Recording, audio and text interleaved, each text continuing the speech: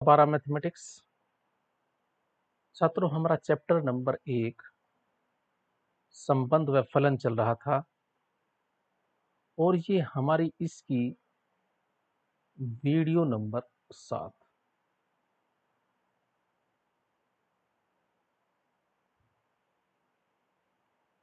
आज हम आपको फलनों का संयोजन अर्थात हमारे पास 2 फलन हैं या 3 फलन हैं तो वे किस प्रकार आपस में संयोजित किए जाते हैं, कंपोजिशन ऑफ फंक्शन और इन्वर्टेबल फंक्शन के बारे में बताएंगे। इस वीडियो में फलनों का संयोजन देखते हैं। हमारे पास एक सेट है, कक्षा 10 की परीक्षा में बैठ चुके सभी विद्यार्थियों के समुच्चय ए पर विचार कीजिए। ये हमारे पास एक सेट है ए, इसमें कक्षा 10 के सभी छात्र हैं जो कि बोर्ड परीक्षा में बैठ रहे हैं। उनको रोल नंबर दिया जाता है। ये हमारे पास एक सेट है बी,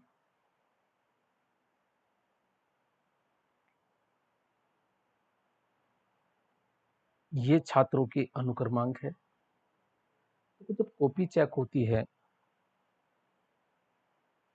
तो हम क्या करते हैं, जो कॉपी चेक करने के लिए जाती है तो जो अनुक्रमांक लिखा होता है कॉपी तो उसे डिफेस कर दिया जाता है, अर्थात उस पर कोडिंग कर दी जाती है।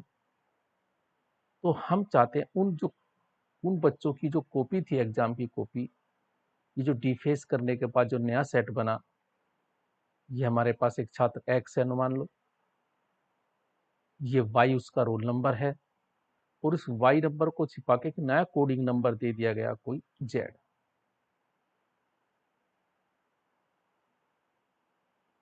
तो हमारे पास एक फलन ये है कोई एफ, एक फलन बी से सी पे डिफाइन होता है कोई जी,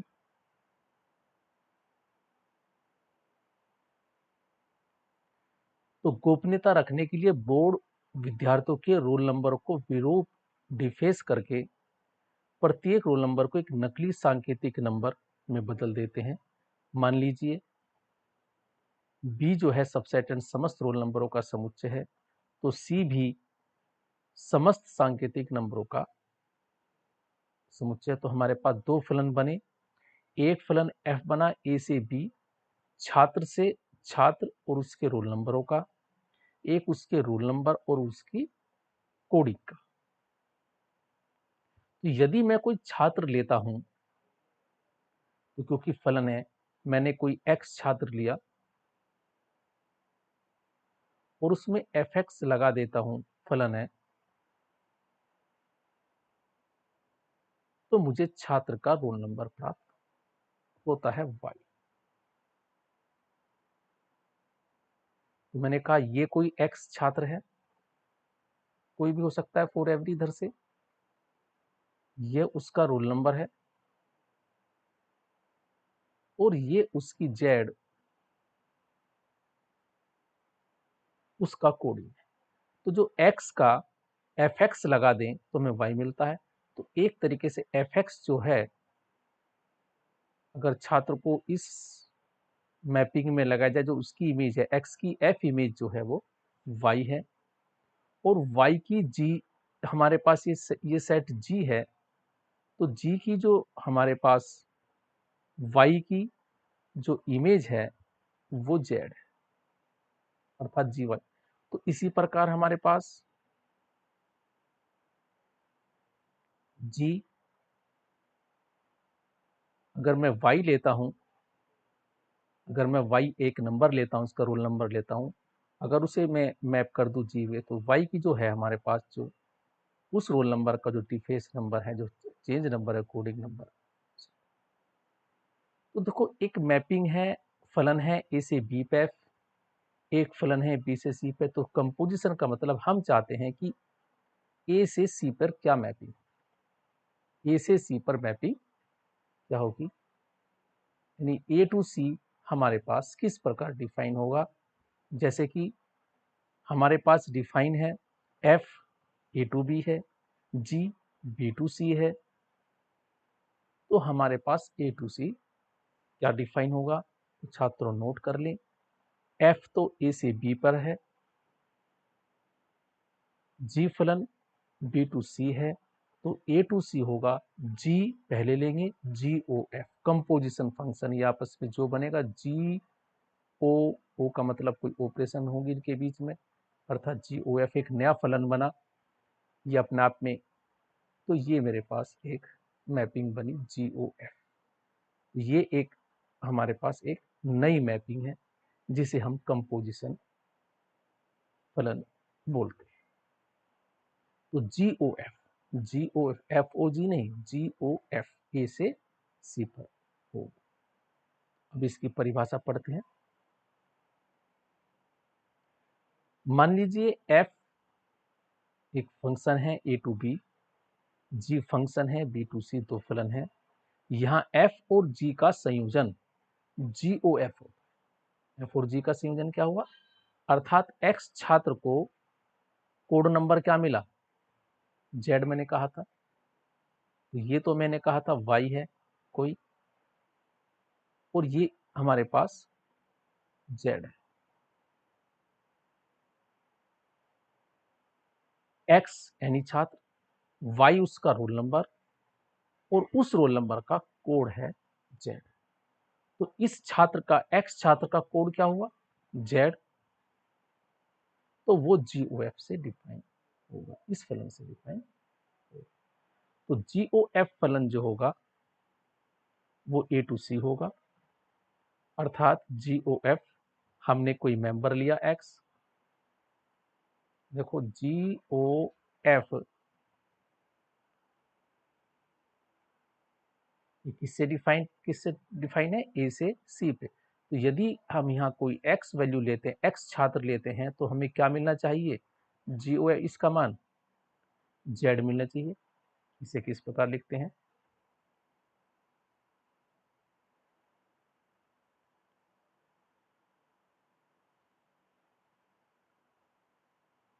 तो इस ओ को मतलब जिसे ये जी लें, इस ओ की जगह एक ब्रैकेट बना दें और एफ एक्स ऐसे लिख सकते हो।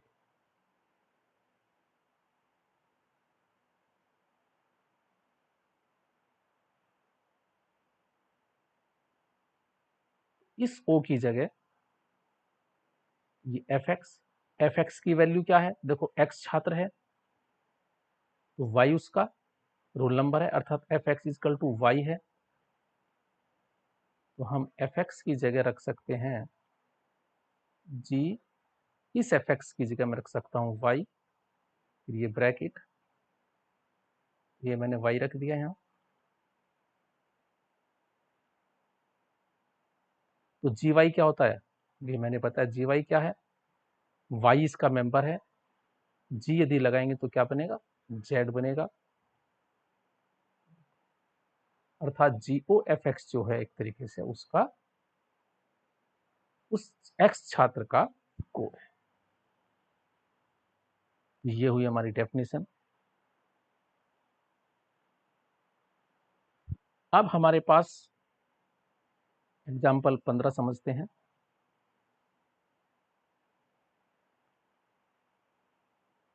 इसे ध्यान से देखें, पॉज करके वीडियो को।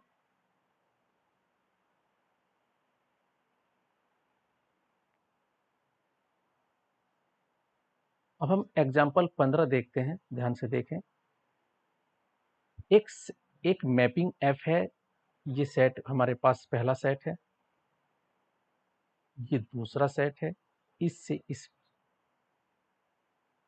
और इससे जी एक फलन है एफ, इस सेट से ये, तो जी ओ एफ क्या, जी ओ एफ ज्ञात कीजिए।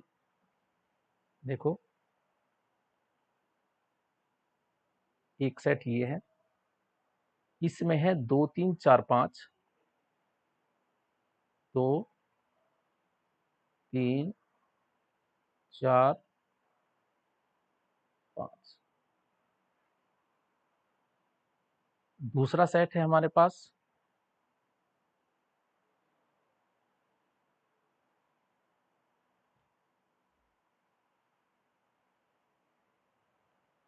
ये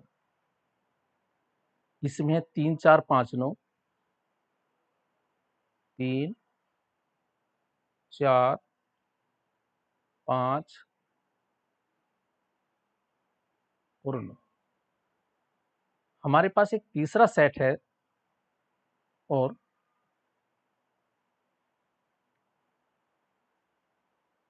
तो 3 4 5 9 7 11 15, 7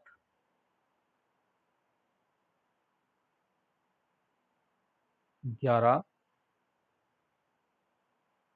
और 15। देखो 2 3 4 5 हमारे पास है, इसने दिया है F2 3 के बराबर है।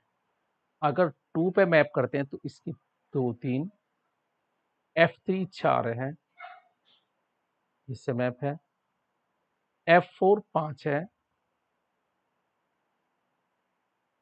ये F है, और F5 5, F5 F4 भी, F5 भी 5,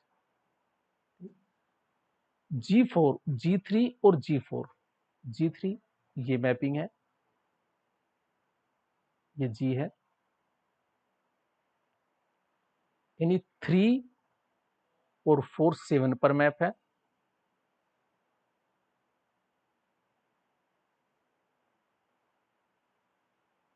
ये भी 7 पर है और ये भी 7 पर है। G5 G9 11 पर है, G5 और ये 11 पे है। तो GOF क्या? देखो इस सेट यानी दो मुझे फाइंड करना है GOF सेट। F इस पर है, G इस वाले से इस वाले सेट पर है, तो GOF जो हमारे पास होगा पहले सेट से, यानी मुझे जो वैल्यू ज्ञात करनी है GOF सेट में जो हमारे पास है क्या कहा नंबर। देखो 2 की इमेज 3 है, 3 की इमेज 7 है, तो हमारे पास GOF2 जो होगा वो 2 7 रिलेशन। देखो 2 की 3 इस तीर से और 3 की 7, तो हमारे पास G2 जो होगा, तो GOF जो 2 होगा वो क्या होगा, 7 पर जाएगा।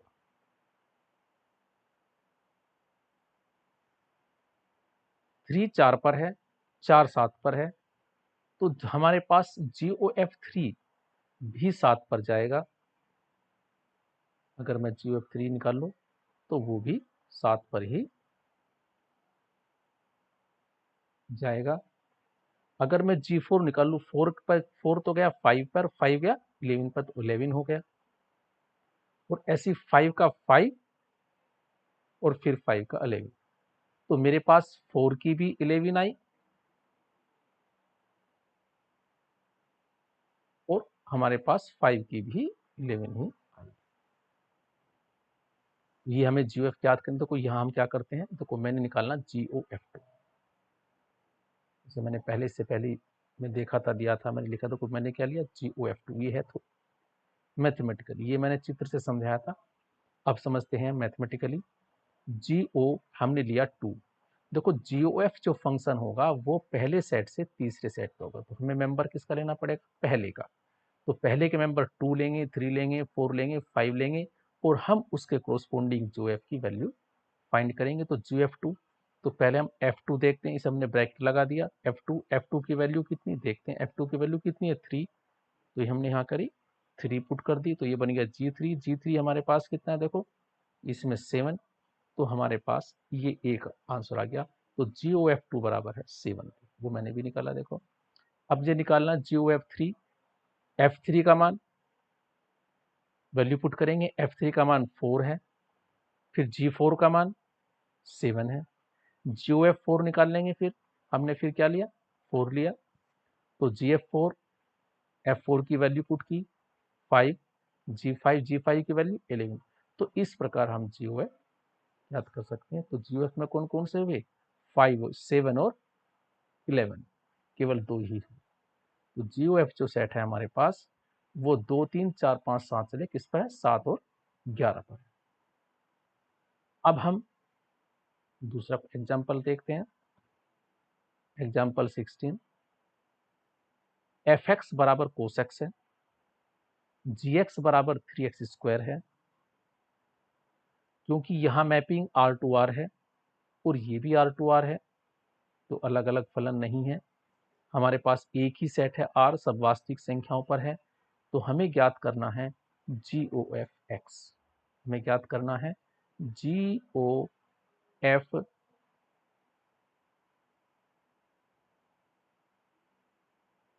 ये ज्ञात करना है। तो यहाँ हम एक x लगा देंगे, क्योंकि हमारे पास एक अवयव लेंगे, किसका लेंगे हम, इस वाले सेट का लिया हमने, क्योंकि सभी सेट R है तो यहाँ x ही हम लेंगे हर जगह। तो यहाँ हमने x लिया।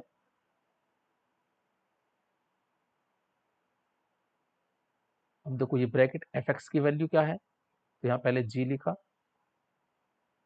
तो इस fx की वैल्यू क्या है, देखो प्रश्न में दी है fx किसके बराबर है, cos x के। तो यहाँ हमने ब्रैकेट में cos x लिख लिया, fx की वैल्यू cos x। अब अगर g के अंदर कोई वैल्यू रखी है, अगर कोई g के अंदर वैल्यू है x, तो उसका आंसर है 3x स्क्वायर। अब हमारे पास g के अंदर क्या रखा है, cos x, तो ये हो गया 3 cos x का होल स्क्वायर। तो इसकी वैल्यू क्या हुई, 3 cos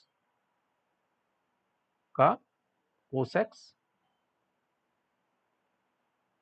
और तो इसे यहाँ स्क्वायर यहाँ लिख सकते हैं। ये क्या आ गया, GOF(x) की वैल्यू, ये GOF की वैल्यू है। अब मुझे ज्ञात करनी है FOG।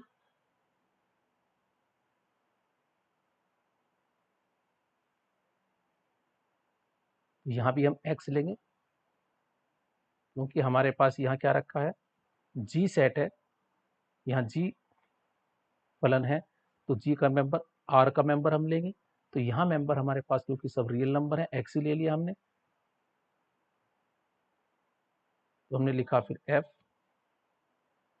फिर हमने ब्रैकेट लगाया, इसका मतलब ब्रैकेट है। यहाँ GX की वैल्यू क्या है, देखो 3x स्क्वायर, यहाँ हमने 3x स्क्वायर रख दिया।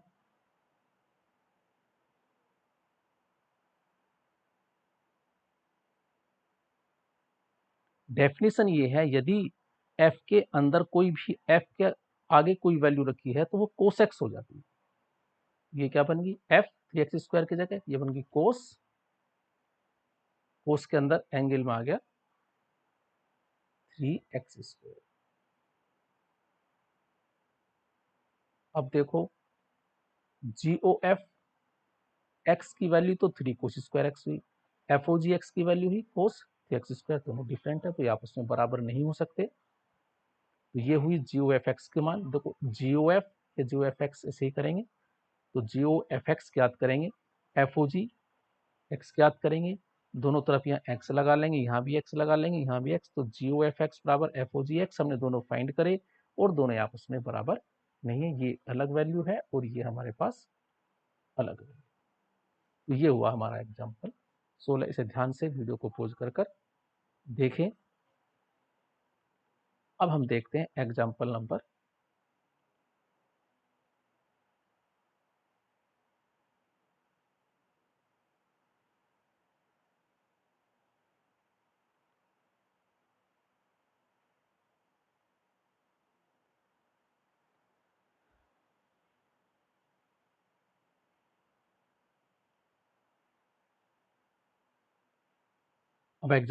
17 हमारे पास ये fx है।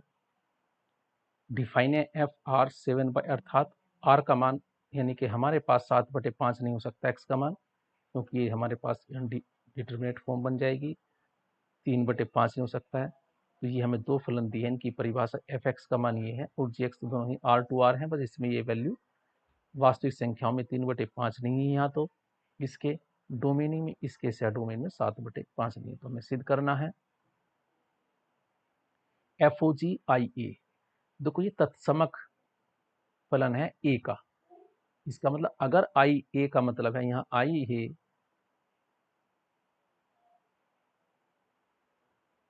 देखो यहाँ जी है, अगर मैं यहाँ कोई नंबर लेता हूं इसके साथ में जी का, यहाँ मैं एक्स लगा दूं, इसका मतलब है ये तत्समक है सेट ए का, तो ये आई एक्स हमेशा आई के एक्स के ही बराबर, इसका ये है तत्समक। ऐसे ही यहां वैल्यू लेंगे तो आई बी का तत्समक, तो ये हमें दिए हुए हैं, ये कहा आई ए और आई बी ये तत्समक आइडेंटिटी फलन है। हमने जीओ एफ एक्स फाइंड करा, देखो एफ एक्स, यहाँ हमने एफ एक्स की वैल्यू पुट कर दी। हमें परिभाषा दी हुई है, यदि हमारे पास जी एक्स के अंदर अगर यहाँ है कोई भी वैल्यू, तो उसे लिखेंगे 7x+4 और 5x-3। अगर यहाँ x है, अगर यहाँ x की जगह कोई और वैल्यू है तो वही वैल्यू यहाँ रखी जाएगी। तो देखो यहाँ जी के अंदर क्या है हमारे पास 3x+4, तो ये हुई 7, x की जगह ये रख दिया, और ये हल करके हम देखते हैं ये x ही, तो ये एक तरीके से तत्समक हुआ, अर्थात हमने ये लिया तो x के बराबर है, तो इसे हम आई ए कह सकते हैं, क्योंकि ये मेंबर जो हमने लिया x किसका लिया है, वो पहले सेट का लिया, तो ये इसलिए आई ए हुई। अब हम यहाँ क्योंकि जी है तो यहाँ मेंबर किसका लेंगे, दूसरे सेट का लेंगे बी का, तो यहाँ जी एक्स की वैल्यू ये है। फिर अगर x है तो परिभाषा के हिसाब से वहाँ x की जगह ये रख दिया और हल करके ये हमारे पास x आया, तो ये जी ओ एफ एक्स बराबर x for every x belongs to, तो ये तुम्हारे पास कहलाएगा आई बी, ये कहलाएगा आई बी। ये हमें सिद्ध करना है, इसलिए कुछ और क्वेश्चन है थोड़े से थ्योरेटिकल, ये पढ़ लें। अगर एफ ए टू बी और जी टू सी एक ही फलन है तो जी ओ एफ ए टू सी भी एक ही होता है। हमने इस जी ओ एफ के इस मैपिंग, ये फलन है और ए के दो डिफरेंट नंबर लिए और दोनों की हमने इमेज बराबर रख दी। देखो ये x1 x2 लिए दो नंबर, एफ एक्स वन, यहाँ हमने ये एफ एक्स वन जी से F x to, F x one बराबर एक्स टू, क्योंकि जी एक ही है तो जी यहाँ से कैंसिल हो जाएगा, तो एक फिर यहाँ एफ एक ही है तो x1 बराबर x2, इसलिए एफ एक ही है तो जी ओ एफ एक ही है। इसी प्रकार F A to B G to C आच्छादक है तो जी ओ एफ भी आच्छादक है, क्योंकि जो तुम्हारे पास इसका मेंबर लेंगे तो इसका इमेज सेट बी बन जाएगा और बी की इमेज सेट सी बन जाएगा, तो ये जी ओ एफ भी आच्छादक होता है। इसके बाद यदि एफ और जी दो फलनों पर यदि जी ओ एफ परिभाषित है तथा एक ही है, यानी क्या एफ और जी अनिवार्यतः एक ही होंगी, ऐसा नहीं है, एग्जाम्पल इसने दिया है। अगर जी ओ एफ आच्छादक है, एफ और जी भी क्या आच्छादक होंगे, ये भी कोई जरूरी नहीं है, नेसेसरी नहीं है, एग्जाम्पल इसमें दिया हुआ है। ये था हमारा कंपोजिशन ऑफ फंक्शन, ध्यान से देखें। Thank you.